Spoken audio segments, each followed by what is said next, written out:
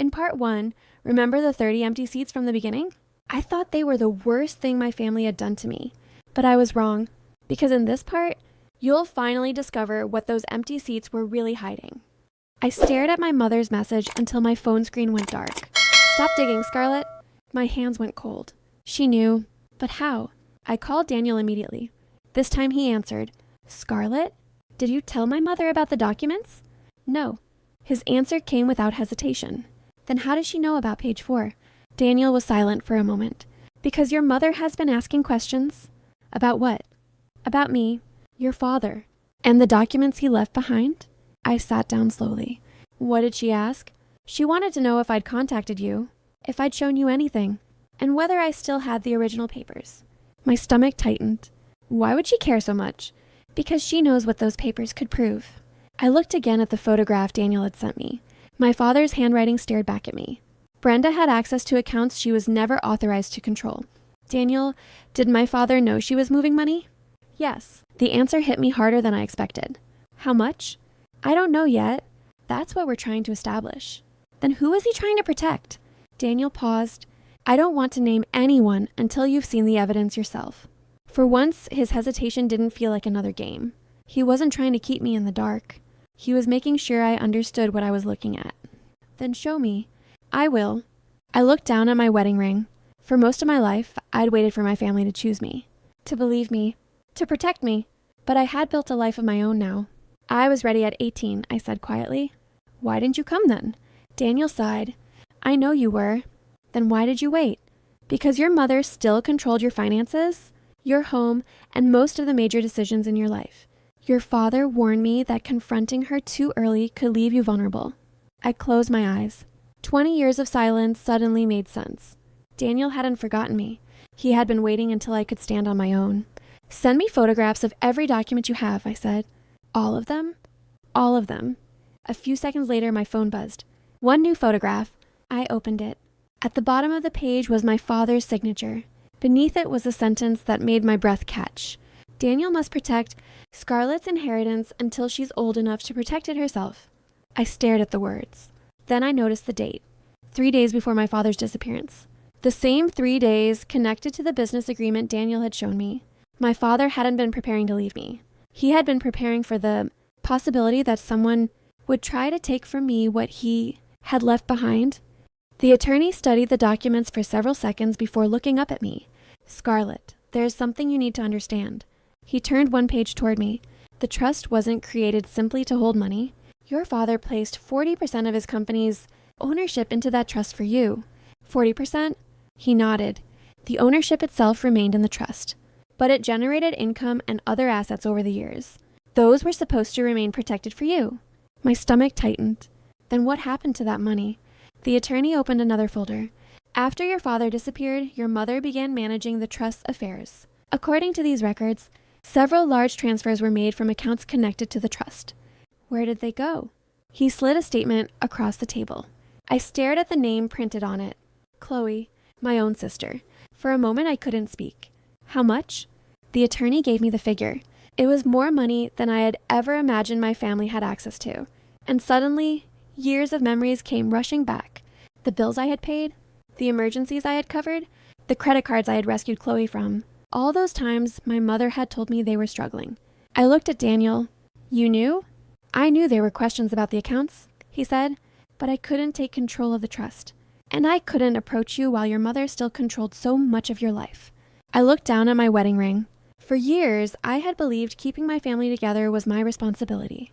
But now I had a life of my own. The attorney reached into the folder again. "There's something else." He placed a sealed envelope on the table. My name was written across the front. I recognized the handwriting immediately. My father's? My fingers trembled as I opened it. Inside was a single letter. "Scarlett, if you're reading this, then the questions I worried you'd someday ask have finally reached you. You may be angry. You may want answers. And you may wonder why I left these documents with Daniel. Whatever you learn, don't let anyone convince you that protecting yourself is betrayal. I made decisions because I believed you might one day need a way to stand on your own. I only wish I could have been there to explain them myself." I stopped reading. My eyes burned. Then I reached the final line. "Trust the evidence, not the story they gave you."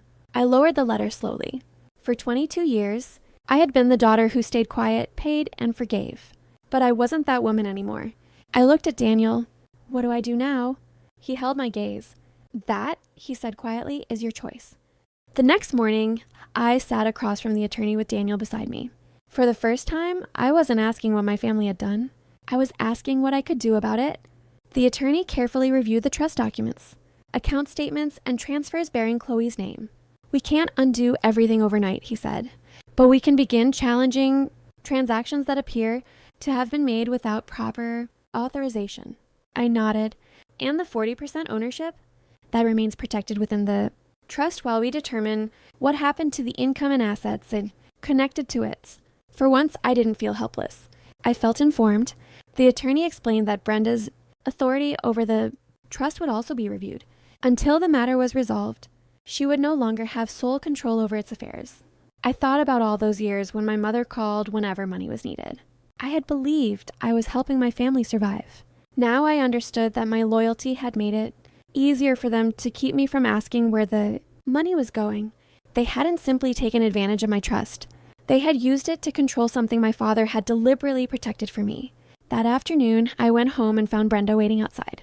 She looked nothing like the woman who had laughed at me from the beach. She looked frightened. "Scarlett, please."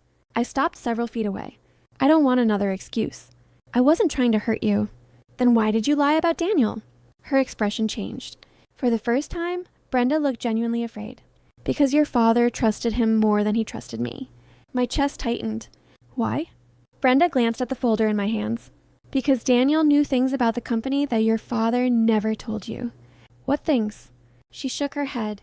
"I can't explain everything here." "Then explain one thing." I stepped closer. "Why did you spend 20 years making me believe Daniel abandoned us?" Her face went still. "Because if you ever found Daniel, you would eventually find those documents." I froze. "So you were afraid I'd discover the trust?" "That was part of it." "Part of it?" Before she could answer, her phone rang. She looked at the screen and immediately went pale. I saw the name before she turned it away. "Daniel?" Brenda rejected the call. Then she looked directly at me. "You don't understand what happened the night your father disappeared." My heart stopped. What happened? She opened her mouth. But before she could speak, headlights appeared at the end of the street. A black car slowed beside us. Brenda's expression changed instantly. She wasn't looking at me anymore. She was staring at the car, and whoever was sitting inside seemed to frighten her more than I ever had. 6 months later, everything had changed. The attorney had challenged the questionable transfers, and the investigation confirmed that money connected to my father's trust had been moved without proper authorization. The 40% ownership placed in my trust remained protected, while the disputed transactions were being recovered through the legal process. Brenda was no longer in sole control of the trust. Chloe's boutique eventually closed, after the financial support behind it disappeared. My parents downsized their home and finally began living within their own means. But there was still one question I couldn't let go. My father. The investigation finally uncovered records Daniel had kept for years. They explained what happened the night my father disappeared. He had discovered that people connected to the company's business dealings were using accounts to move money without his approval. He believed confronting them immediately could put the trust and me at risk. So 3 days before he disappeared, he transferred Daniel's documents and gave him one instruction: protect Scarlett's inheritance, and don't contact her until she could protect herself financially. My father had planned to return when it was safe, but it never became safe. Daniel later learned that the same people were still watching the company. Every attempt to trace my father's movements ended with another dead end. He had not abandoned me. He had disappeared because he believed staying away was the only way to keep the danger from reaching me. And for years, Brenda had allowed me to believe something completely different. When I finally confronted her, she didn't deny it. She simply looked at me and said, "Your father trusted Daniel more than he trusted me." I asked her why. She looked down at the documents. Because Daniel knew what happened that night. That was the last answer I ever needed from her. Brenda and Chloe tried to contact me afterward.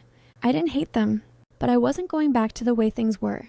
For 22 years, I had confused being needed with being loved. I finally understood the difference.